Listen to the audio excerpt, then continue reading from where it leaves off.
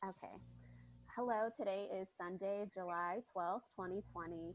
My name is Carrie Rael, and I'm interviewing Ana Ortiz for the Voces Oral History Center at the University of Texas at Austin.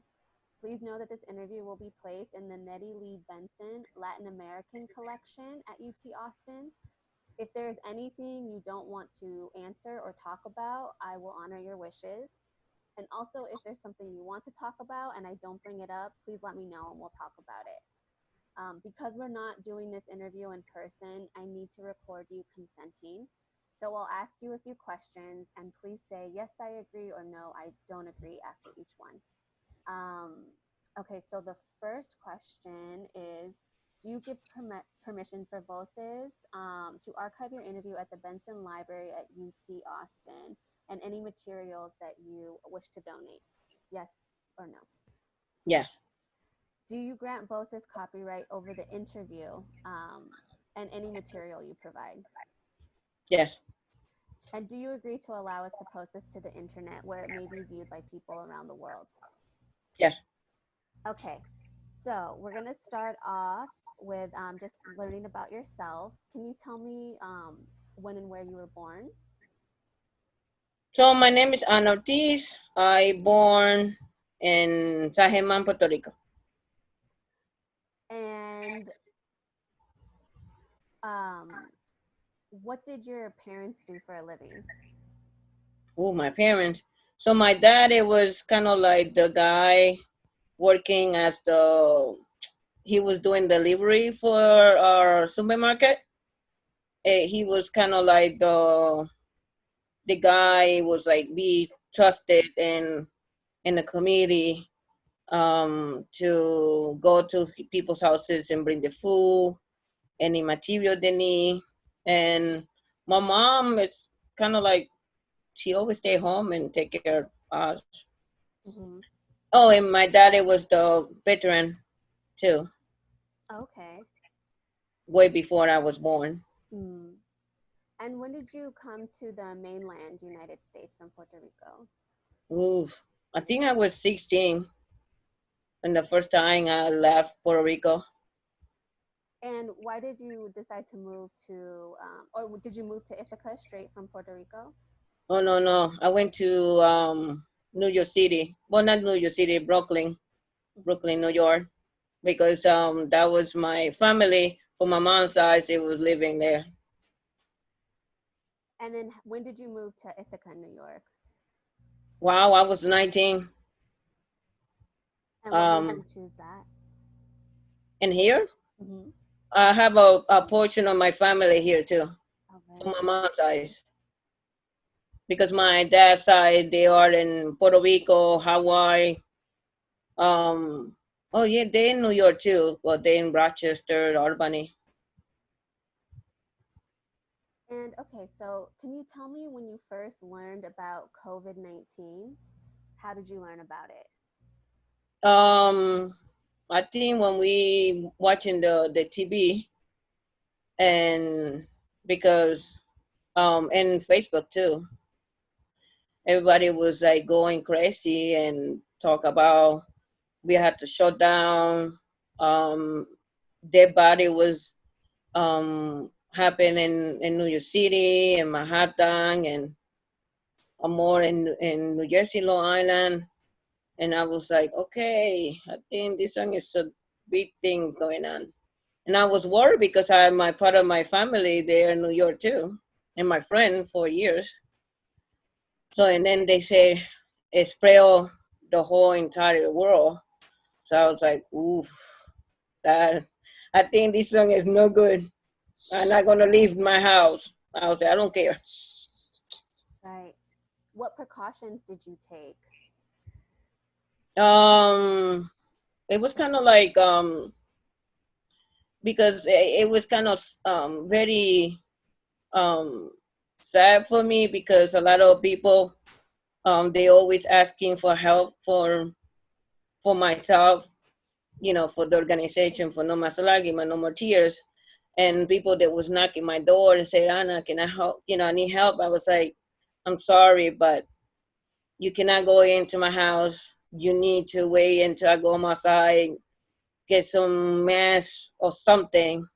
And because I got 4 kids with medical stuff, so that's my normal before the pandemic.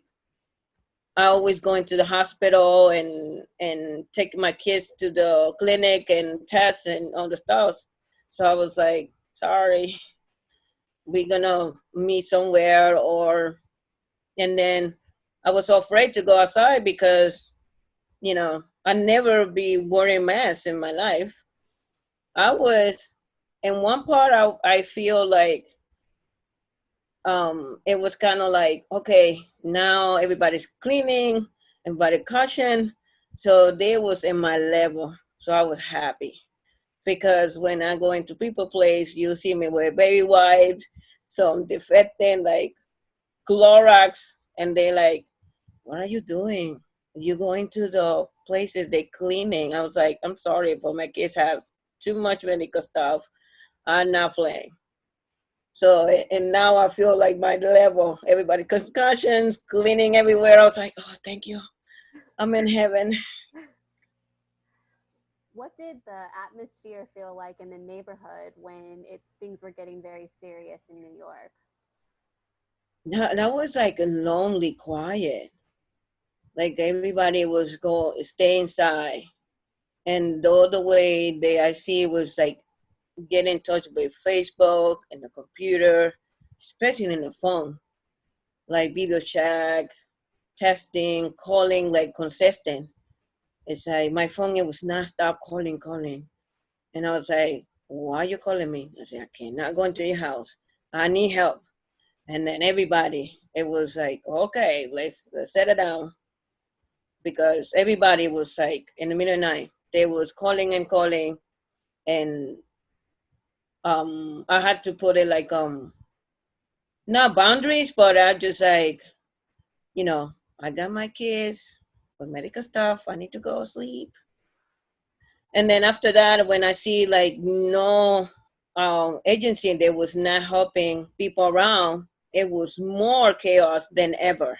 Because some agency and around in the town in Ithaca, they kind of like not slow, but it was taking a process to helping people. That was way before the pandemic. When you go through DSS, you go through the stuff, it's like a process. 45 minutes, you open the gates. So now it was like more chaos than ever. Sometimes, like, I had to use in my own money because some people, they like, we never received the food stamp. This worker cost my case. And I was like, okay, like, I can send my kids upstairs. Just wash your hands, go to the bathroom, wash your hand. I'm sorry if I wash your face, put the mask, and go to my kitchen. Whatever you see, just take it. I don't care. I always had extra, thank God. So they like, why did you do that? Why did you giving you food to people? I was like, man, it's okay. I got a beautiful people around me. If I need something, I'm just like, yo, I need more food. You know how it is. So it was good for me. I don't mind. Mm-hmm. And can you tell me about the organization No Mas Lagrimas and No More Tears? How that started and when it started? Wow. So No Mas Lagrimas, No More Tears started almost more than 15 years. That was from home. And when people, they need translate or more Latinos at first, they come to my house. My office, it was in my house. And they just say, oh, Ana, I heard that you're helping these people. Can you help us? And I was like, okay, what you got? Did you eat? They're like, yeah, I eat some. And I was like, okay, sit down. I make some coffee. I have some, like I always make a jokes in the house. As long as you got some bread, some butter, and you put it on with the coffee, you're good to go. Pan con mantequilla. And people, they like, oh my God, Ana, that's so nice of you. I was like, well, I say, you know, in Puerto Rico, you know, um, in English, it's kind of like um, you never say no for plate to give up to people. Mm. Como en español, ese un plato no se le niega a nadie. Mm. So, and then it's kind of like, that's why probably most of Latino in the culture, they always, a lot of people love us because when you go anywhere, if you go to Puerto Rico, República Dominicana, Salvador, Ecuador, they always say, "Hey, come here, get some food, get some drink, make some coffee. Don't worry." And I think that's why more the Latino we get the hospitality and the service like around the world, because anywhere you go, I can go anywhere, and they're like, "Come here, Ana. Don't worry, I make some coffee." And I'm like, if you say no to them, that's insulting too. And I was like, no, I eat. Oh no, if they put your plate on the table, you better be eat that stuff because that's insulting. And that's why everybody love us. Love, you know. Say, no, at least Anna feed you. Anna give you something to eat. So that's why we got a little bit famous. Mm-hmm. And so No Mas Lagrimas started out first helping the majority Latino community in Ithaca. Are there a lot of Latinos in Ithaca, New York? Oh yeah, we getting more than ever. And then after that, and then I got a little bit connection with Cornell, Ithaca College, and TC3. So now I got more Latinos. When I do the festival, I think they are weddings and around. They always get in touch with me before the summer start, because they have to project, they plan, and they like they talking to the professor, say, "Yo, are we doing Latino festival? Did you see her?" And I was like, "Yeah, I know Ortiz is doing it." So I was like, "Yo, I want to volunteer, please." And by the time I send the email to them and say, "Hey, I'm starting, I need student," I get like 10, 12, 15, 25 down. And I was like, wow. They like, how did you have so many students? I was like, no, because when they come, they cook with me. We started cooking together. And I told them, I say, you're welcome. You're part of the festival. We are family over here. It's not, I'm the boss, but this one is your festival. And if anything you feel uncomfortable, just talk to me. And if you see any dangerous stuff, you start in and you get back to me, and then don't worry. We fixed the situation. That's amazing. So you teamed up with Cornell University for for the Latino festival in the city Well, now at first, but now it's like anything. for everything. Everything now is like if I do an event, I send the email, the Cornell or any student anywhere, TC3, anywhere. They're like, yo, Anna, you got some volunteer? Oh, don't worry, I get you 10. I was like, oh, thank you. Because it's not even about, because sometimes I make a joke, I say, yo, I don't have no money. So they like, so what they told me, they said, what you got? I was like, well, I got some rice and beans or some chicken and some, you want that? And they, yo, that costs $1 million. What are you talking about? I was like, a play? $1 million? And they told me to say, no, because we are away from home and we don't have like a warm meal that we never have it up here in the campus. And then if you give me a warm meal, it's like remember my mom, my dad's and my family. Yo, girl, you got me forever in there. And And that's why we got famous. that's amazing. What other services did No Mas Lagrimas besides food and organizing festivals? I think it's like more advocate, support. Sometimes people they ask us because I do by team all the time. When I'm doing something, it's a team. Like, oh, at first it was by myself, and then after that I say, I need to motivate more people in this community. And I was like, I was so afraid my Spanglish. And a lot of people, they have master degree, associate, and, and at first my English, it was not even perfect. And I was like, okay, these people, they now, I don't know how they're going to react. But people, they like, yo, Anna, just do it. I was like, okay, I'm just going to do it. Um, and then it's more about teaching them how to be more, it's kind of like how we can help each other, how we can be working as a family. Because if you, I can give a whole list of people that work with us, and they like, oh yeah, Anna adapting us. We are for different country, and for us, for Anna, you are Latino. That's not, it's no question to that, to us. And it's like, I call it sister, brothers.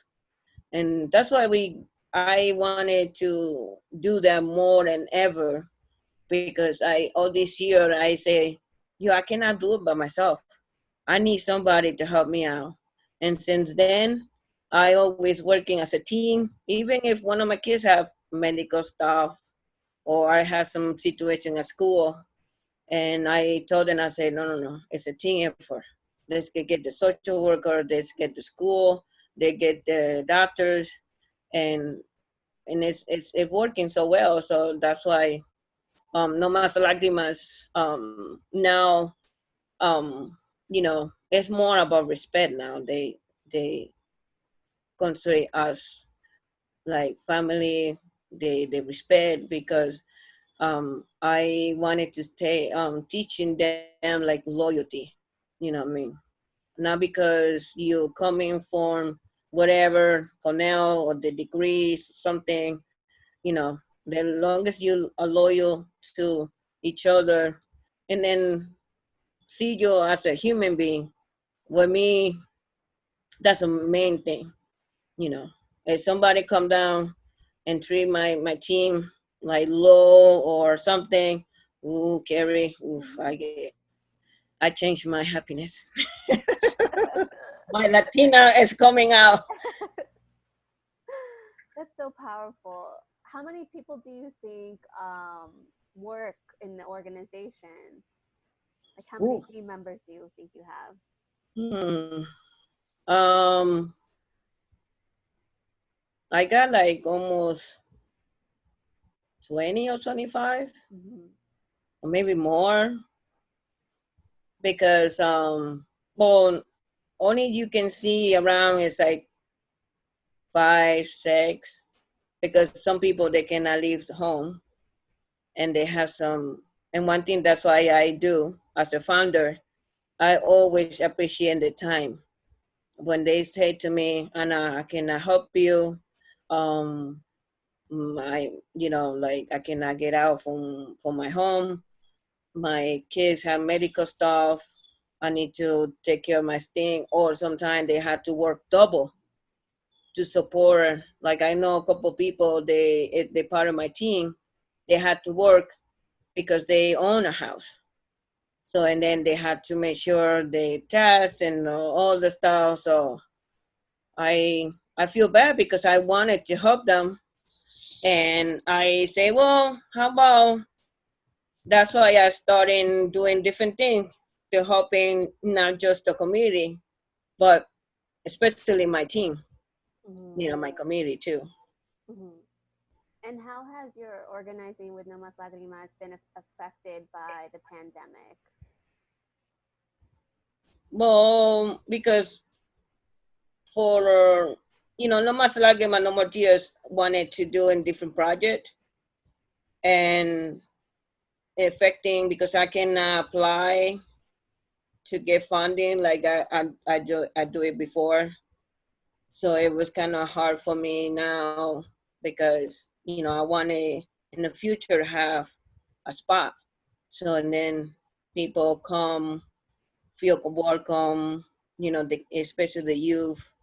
or they when people they want to say, oh Anna, I need you to motivate to do an event, to have it like a spa for them to feel comfortable, because No Mas Lagrimas in the past, we was helping the domestic violence family and women's and the men's.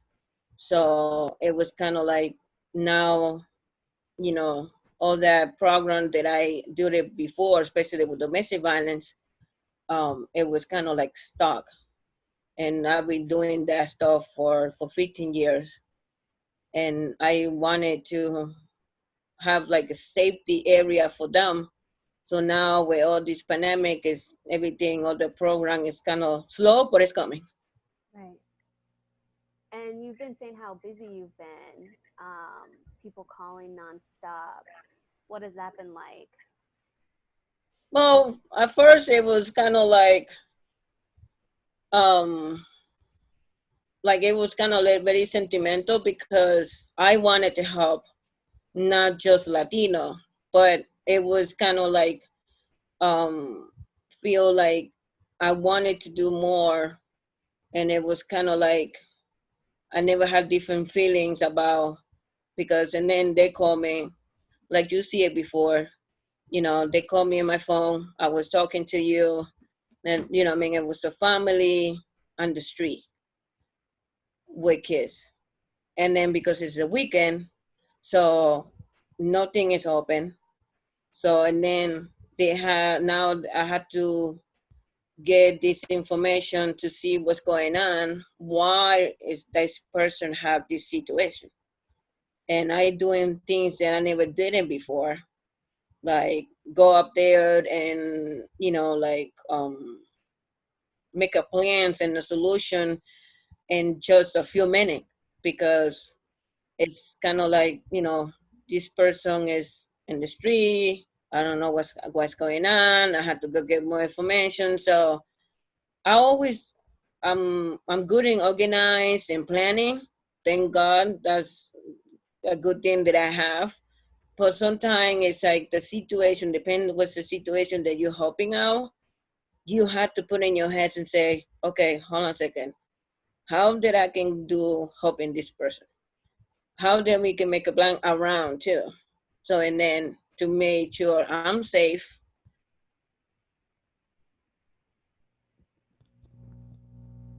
and plus why is the situation happen.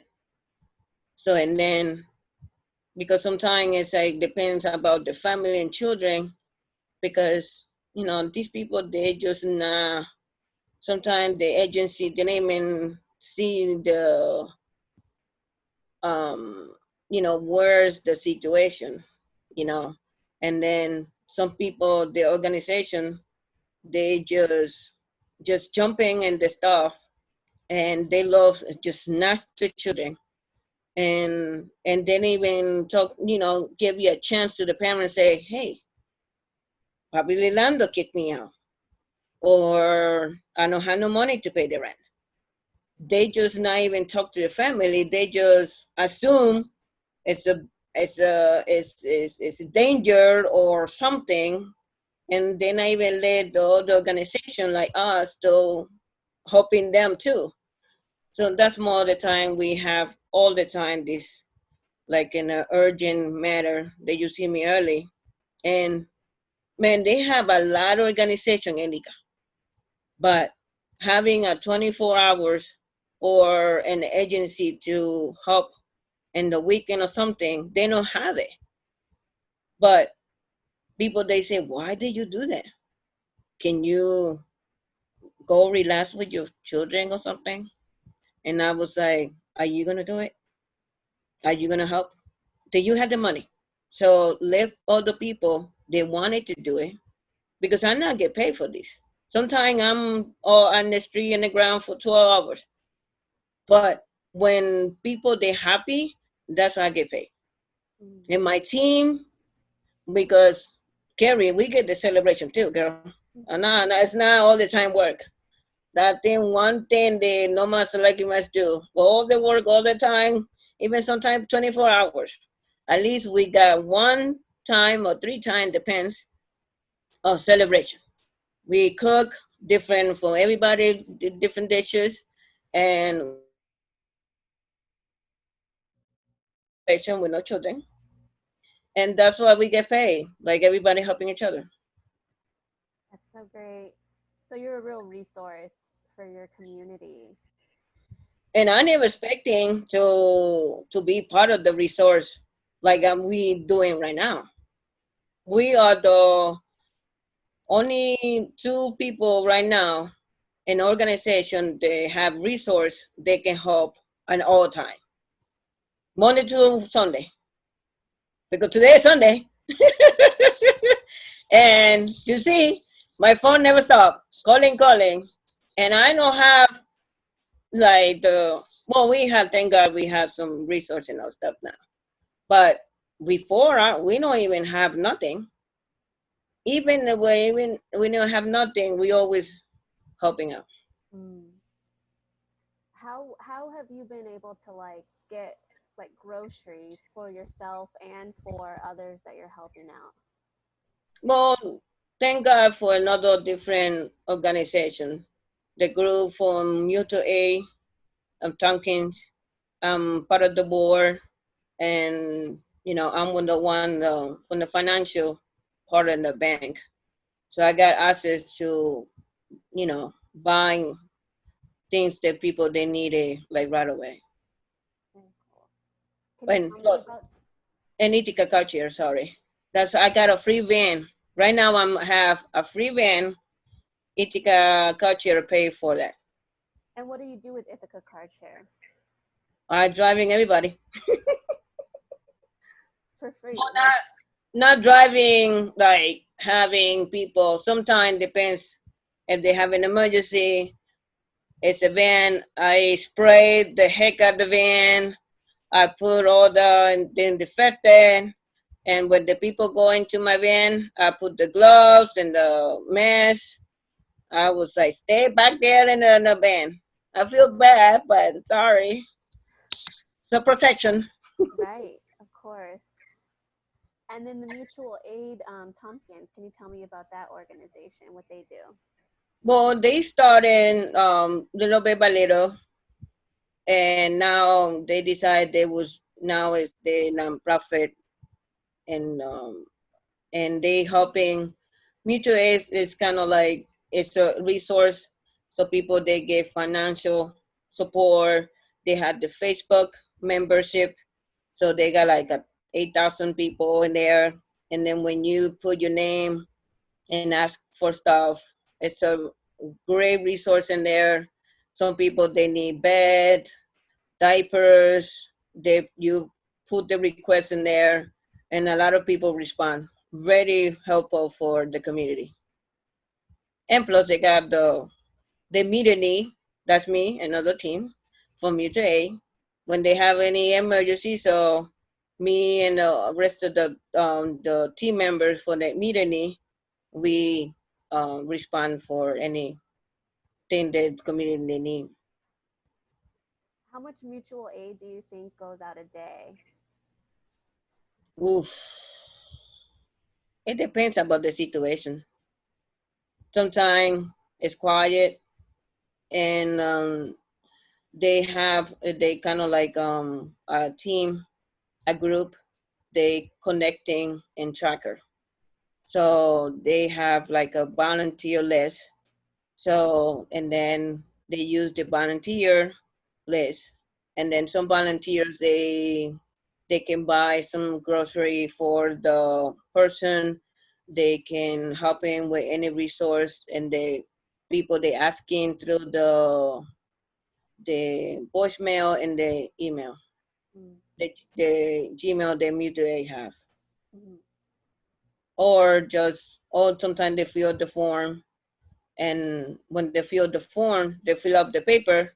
The group they have the tracker and connector, so they're the ones that take care of that. Mm-hmm. Or depends about the emergency, they connecting to me, Matt, Juliana, or people they are kind of like the board, the people kind of in charge or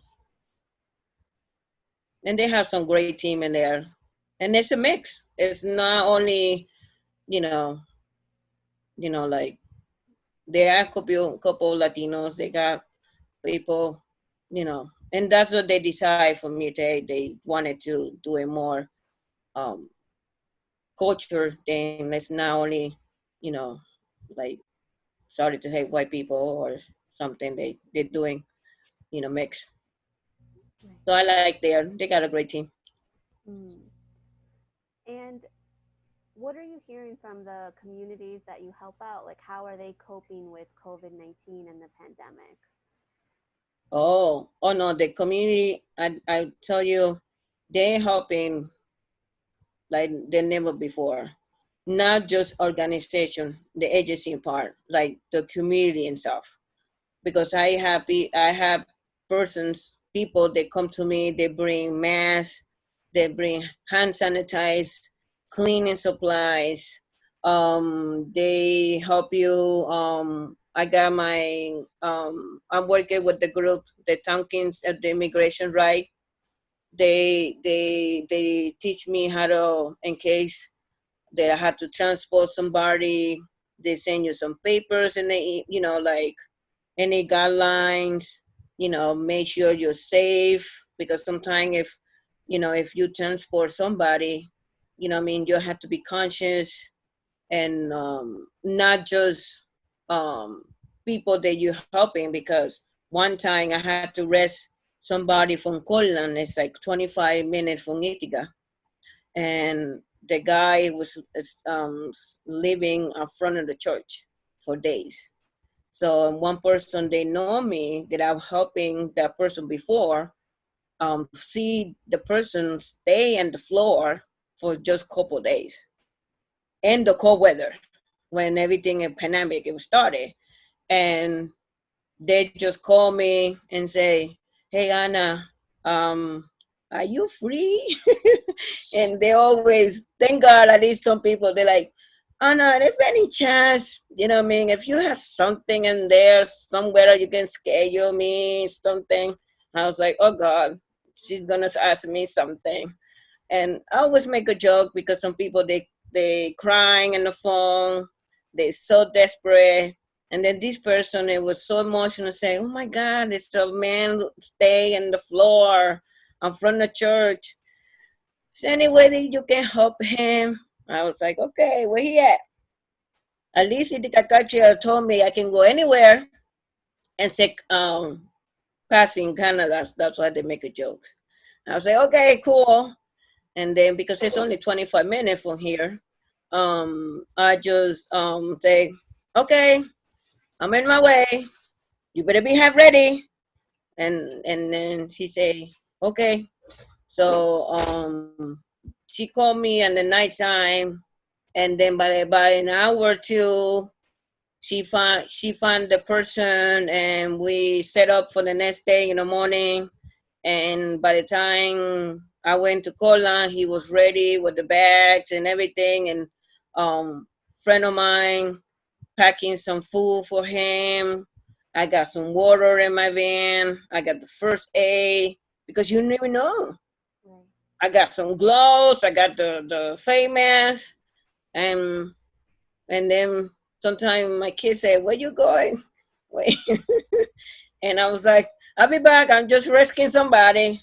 And people, when I put it in Facebook, because I always put it up there, because I told them, I say, even if I have so many years experience, if you think, if you teach me how to do it some different thing, you feel free to. I love to consulting. And one of the friends say, when I said I was rescuing somebody in Colon, because I put in a Facebook not to advertise our stuff, but sometimes I was doing for my safety too. Because I put in and say, "Hey, I'm in Colon, in case if I something I'm missing, I'm gonna go in this address," because you have to do that. So since then, a lot of people from Connecticut, they send me some thank you in private, and say, "Oh my God, Anna, I never do that before. but you teach me how to do my things. And I have people from Boston and what's the other lady uh, um, from Buffalo, and because they like, oh my God, I saw your video. How did you do that? So we was doing the same thing like you do, and thank you for, you make a buy for us. And I was like, oh no, you're welcome. I just want to make sure everybody's safe. And I was making a joke say, I was putting in Facebook too in case I was missing too. So and then she was laughing, and since then I'm glad that we're doing it because a lot of people from around New York, Buffalo, and like anywhere, for and everywhere in New York, they send us a thank you. Like when we're doing the food distribution, I think the whole couple small town, they never did it before and never in life. They see us in the picture, they see the video, they like, oh, thank you. I'm like, what did I do? And they're like, oh no, I see you put the tents and you got some free food and you put the table, and so thank you. And I was like, oh, you're welcome. And like Colin is a 25 minutes from here, and Colin needs some help. So we went over there. We did the Colin Mutual Aid. That's where they started, and we always bring some food down there. It depends about whatever the resource they need. We and right now we are the food rescue distribution, whatever. Wow. Has has it been difficult for the community to access like COVID tests or care if they need it? Ithaca is kind of like, I'm so proud of Ithaca for that part. They very very high in that area. They have by there by the mall in Ithaca and the hospital. They they're very on top of that. Now when you go to the hospital, I think Ithaca is one of the ones, and they don't have no cases. They got one or two like slightly like that. We not have too much people like all the different area. You know they they dying in there, but I'm so proud of Ithaca and right now because they ready acting and in action, and they have like a great team. They help out, and then because I have them too, so I have people from the city and stuff. They send me stuff and say, "Anna, you okay? What do you need from me?" I was like, okay. How we doing with the COVID? If you guys need help, we need to make a plan or something. So thank God in that part, a lot of people in the Ithaca area, they very serious about the COVID-19. Hmm. That's good. Um, so how you mentioned to me that you were also own a catering company. How has that work been? Be like doing the work such as your catering company in addition to all the organizing that you've been doing. How has that been during the pandemic? Oh wow, I miss cooking. I'm not happy. Not sure. But because before in the past, I was cooking on the weekends and I do the community service, organize event or people when they need help in the morning on, DSS, translate or um, need transportation to go different area.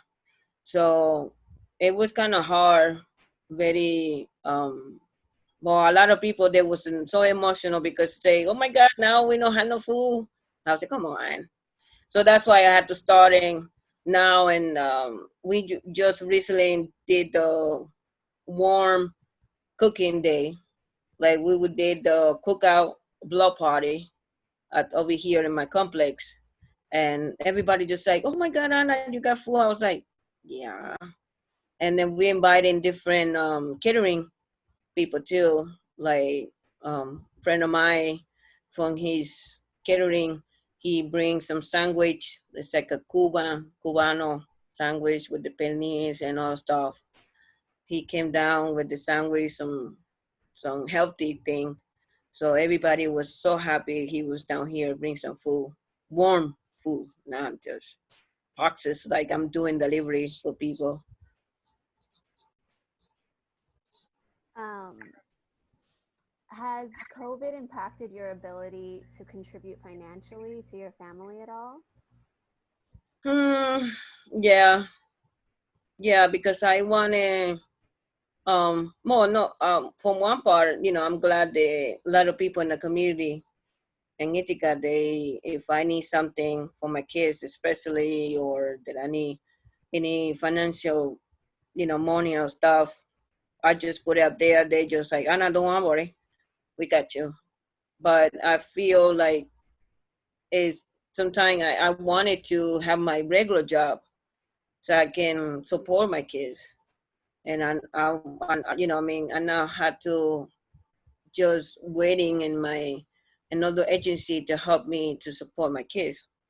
So I don't want that. So it was struggle in that part because you had when you had this pandemic, you had to wait for agency to help you, helping your family. Is that a lot of people they um um what do you call it, like they had to depending on them too. And you've mentioned that some of your children have some medical issues. How has healthcare been, like accessing healthcare during the pandemic for you and your family? Well, because my kids have four different things. Like the big one had the heart, blood clot, stomach problem, the iron, and what's the vitamin or something. And that's my first one, the big one. The second one have asthma, stomach problem, oh the vision, some couple of things in there. So my third one have different one. So it got the kidney, the stomach, asthma, and she got the problem like with the emotional thing, like she's um what you call it, emotional thing. So on top of that, and then my little one, the small one, so he had the asthma, stomach problem, ulcer It's like he's got the underway, but thank God, from one part for the pandemic, it was kind of crazy, but I was able to fix my son because I had time to stay home so I can fix my son. So my son, he was underway. He never getting away. So now if you see my son now, he's so chubby. He's 62 pounds, you know. And one part, I'm glad this stuff happened because I was able to fix my kids. Because before I had to go to work, the kids had to go to school. The school, it was not support me at all because they like, why are your kids missing school? Why they had to go to the doctor? I was like, I'm just bringing some paper from the doctors. What do you think? I'm just lying.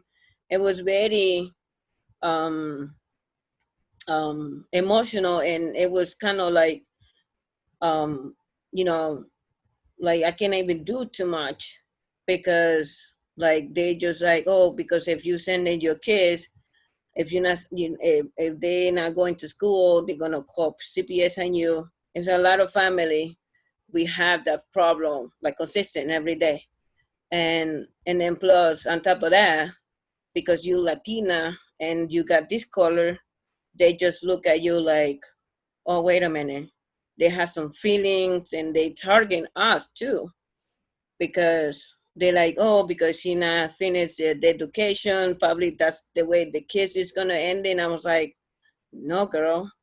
Um, I was wanted to have a plan, a team with you, so my kids can finish, so they cannot end it like me.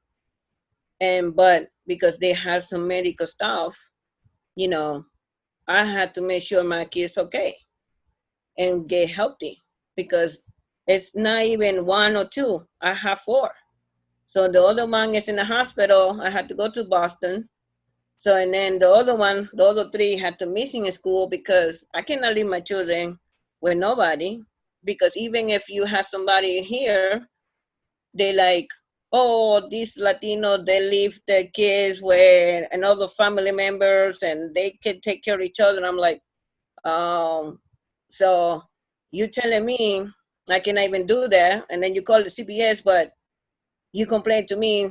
I wanted to send the kid to school, so that's why I had the plan like that. And it's all the time the Latino have to suffer every day for that too.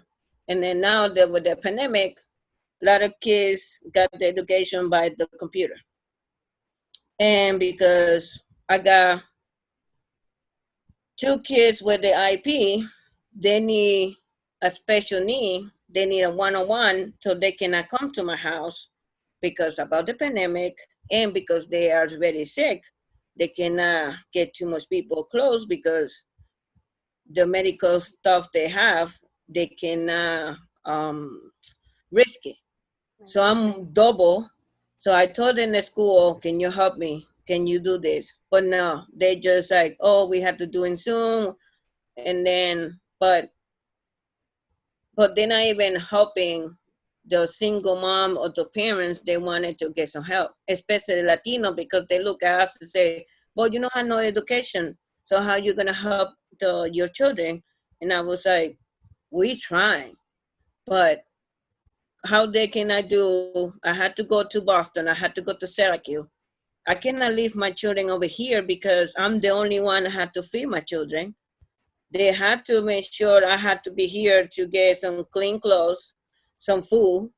Nobody's gonna do that, and that's why one of the reasons No Mas Lagrimas, No More Tears, did it some years ago as a support because a lot of people have the same problem all the time, especially now, never, because they like, oh, you're not coming to Zoom meetings and the kids not doing the Zoom education.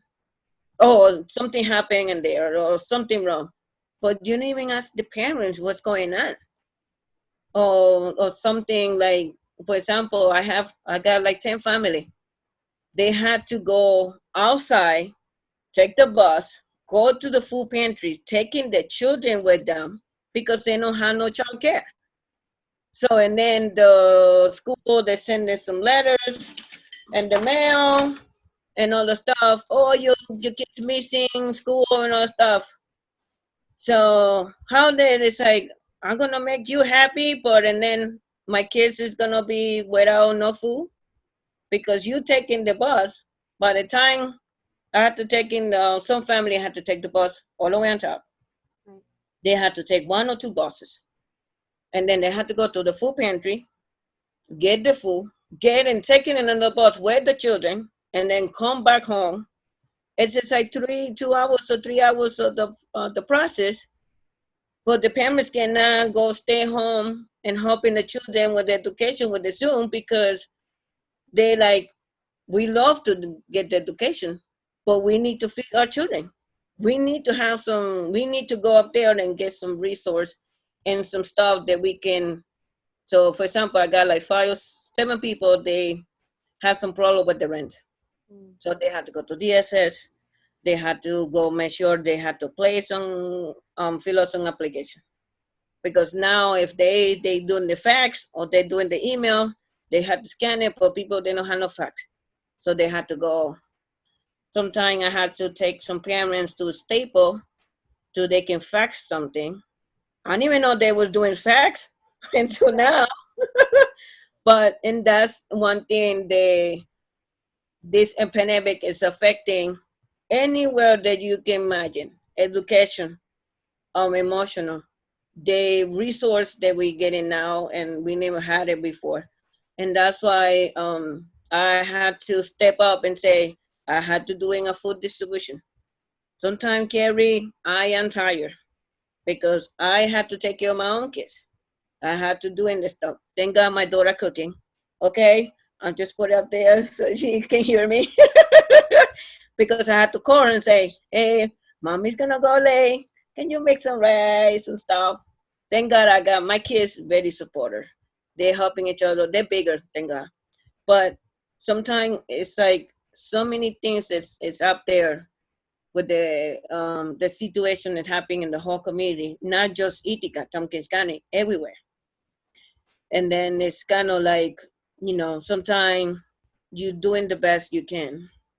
And that's why I had to do whatever I had to do right now in the community. Wow. It sounds like you're so busy. No, How it's me and my team. I love my team. that's great. I mean, I wish they'd be here with me because they know I told them if we go here to Hollywood, I always bring my team. But right now, one of the team, she was in the phone. She's helping her family, Mm-hmm. and the other one, I think he's getting some free stuff for us for Give It Up. And then one of them, I told one of them and said, no, you have to take a day off. Do not pick up the phone. You go rest Mm. because it's not only me. It's my whole team is working all the time, a lot. What do you do to take care of yourself or cope with all of the duties that you have? I'm watching my favorite shows. And then sometimes people they bring me some stuff, or sometimes when we give it up, Wegmans, the supermarket, they always giving some cake and some goodies and cake. So sometimes I put that on the side. So and then when I go home, I take it. I say, hey, this one is for later for when I'm taking my break. So and then more is about when I go home and relax or and not trying to. I feel bad because when usually us when we doing an event, everybody's each other. We always hang out together. So now it's kind of like it's we trying to be safe. Sometimes people they by phone, but we're trying to help each other, and they always make sure thank God I'm not even getting some phone call right now. Maybe let me see because they're always checking on me. Um, okay. So and then they always check on me and say, "Are you okay? Did you eat?" And sometimes they send me some stuff. They order some stuff to me and they send it to me. And I got some wonderful kids. They help me out around. Mm-hmm. Sometimes they take it forever to clean some stuff, but it's okay.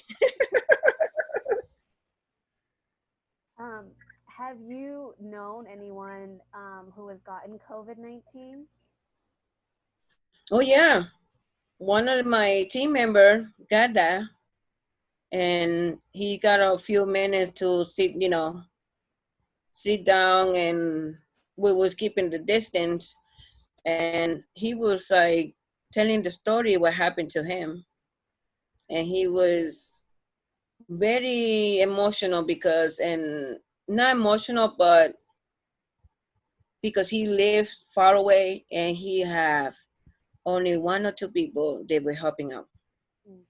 and he was living over in the country, and then he had to doing some stuff by himself, and he said he don't know how to survive, but he made it. And now he's kind of, for us, he's kind of like the little brother that you take care, like make sure he got everything. So when I told him, I said, did you eat? Did you have everything? You call me at any time. I don't care what happened. But he's our, you know, like a person that we like take care of most of the time. I mean, we all important with him. It's like because he told the story, so I was like, "Are you okay? I know you're in the country, so you get it." Does. And then, but it was only him. We thank God with people that was working around. We only have one person. That's it, and we working with more than 200 people Wow. every day, and he was only one. And thank God none of the people that we working around or stuff, they never had no infected. I think they stay home. That's good. Have you noticed any like Latino businesses going out of business in your neighborhood because of the pandemic? Well, in Ithaca, they don't have too much business thing in Ithaca. I know the old Mexico, I think they was kind of struggle a little bit. Pizza Aroma too. They got only like two or three, that's all. Mm-hmm. And because the different time the opening, I think it was kind of a little bit struggle for them. And Mm-hmm. I was trying to advertise in my Facebook and helping the best I can. Mm-hmm. I guess, how have you, what has your relationship been with technology now during this pandemic since everything's kind of been remote? Girl, I'm not good in the technology. I was consulting with my team with technology, but I'm learning. I had to learn because when you I'm the founder, and it's kind of like, well, I told everybody my team I'm not the boss. Well, technically I'm the boss, but um, it's like a team effort for everybody. Everybody are the boss. Mm-hmm. When it's something bigger, and then I had to step in. Um, it was kind of like I had to learn how to do the data and putting all that. And thank God, people they are helping in the past. They just say, Anna, don't worry, me and you we consulting with the internet and get the information, the people that you're helping, and then the email. God, Lord, that's another thing. But I'm learning like the email. I'm doing it more because I had to. One thing that I do with the mutual aid, if I have some financial that I had to buy some stuff to give up to the community, I always take in the picture and I send it to the person they need to take care of that. Mm-hmm. So it's more easy. Take the picture. You have to through the phone.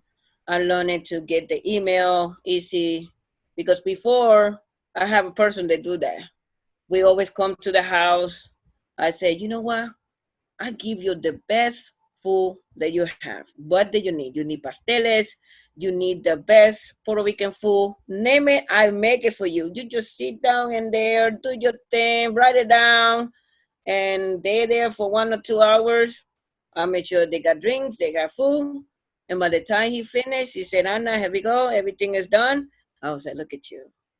You're the most precious thing and beautiful thing in my community. They're like, what? I said, no, no, no, no, no. People, you doing my paperwork. So I made sure I feed you. I made sure you're okay. So they happy with me. And that's very popular for us. Hmm. Is there anything else you'd like to share with me about your experiences during the pandemic that I haven't asked you about? Hmm. Well, for one, it's like kind of like a lot of people, they, um, people when they get out of jail, Mm. that one, I was not expecting to help out more than ever. Before, I was helping family came out of jail, and I do some because in the past I do the camp for that. But I did like a lot of kids together now. Just kids, they have these situation. The parents in the jail because my kids, two my kids, the his dad always in jail. He's got the drugs problem. So I did the camp with somebody else, my friend, and we was wanting to teaching the kids about the culture and see how we can cut the recycle thing. Like, because why did you have to go to jail? Why? And then more about a lot of family we have in, it's confidential. It's like their parents, they are Latino, and they have that reputation. They're always in jail and drugs. And we're teaching these children, say, not because your parents have this situation, you're gonna do it too. So we helping in that part. And then saying the pandemic, we helping people coming out of jail. I was not expecting to do that. So now I'm kind of like a social worker, a guideline, because people they come in from jail and they don't know how to teach and going people with the resources. Some I got a couple of clients, they've been doing time for 30 and 40 years. So they don't even know where's everything at. They're all changing for 40 years. So they don't know how to use the phone, regular phone, the flip phone, the regular phone, and where to go to DSS, where to find the places, to the apartment. And sometimes they have to struggle and they have to go whatever this agency told them, because if not, they go back to jail. And one thing that No Mas Lagrimas, No More Tears do is like we trying to help them to teaching how to from the first, like use the phone. One of the clients, I love him because he's the one that got 30 years. The flip phone, we had to give it to him because that was easy. He don't know about the contacts. So and then when he see too much number and say, "What is this, Anna? Why did I have to contact?" Say, "That is my number and my name. You have to click in there to call me." And to Honey was expecting to do all the stuff, but it was kind of like, or you do it or nobody's gonna do it. And then it was kind of like, now and ever, I think we need to have a lot of people up there in the community helping each other, because if we waiting for the agency, they just gonna do whatever they told you to, and plus a lot of Latino, they had to more to realize like this one is a serious matter. You need to protect yourself. Who cares whatever somebody say? You have to be safe at all time. You have to communicate with a lot of people in your community. Probably you don't have it. If you heard something, oh, this town doing it, connecting with them. A lot of people out there, they want to help. And and then I'm over here in Ithaca, so if anybody needs some help, what I mean, with all that 24 other thing that we do, but we always have time for people, so it's no problem, because my team is the best, and I love them, and I think thank God to them. That's why I'm doing up there, and I have great people like you, Carrie, you know to make sure it's like you know doing this interview. And then if anything, if I helping another person or another, a lot of people out there in the Latino culture, it's good to have that. And I appreciate like you guys doing that, and keeping student, keeping doing some good jobs, stay study. And then you guys are the future, so if anything, if you need any advice, just come to Ithaca, and then you can work with us. Feel free. Thank you so much, Anna. This has been such an amazing interview. And honestly, thank you for all of the work you've been doing. I don't think I've ever heard a story this amazing before. Thank you. You're welcome. Anytime. I'm going to stop recording the interview now, unless there's anything else you would like to add. No, you want me to ask something else, or are you No, okay? no, I feel like we got a lot of information, but if you want to share anything else, go ahead. I did. No, I think it's I think I talk a lot. gonna stop the recording, but I'll stay on with you. Okay. Okay.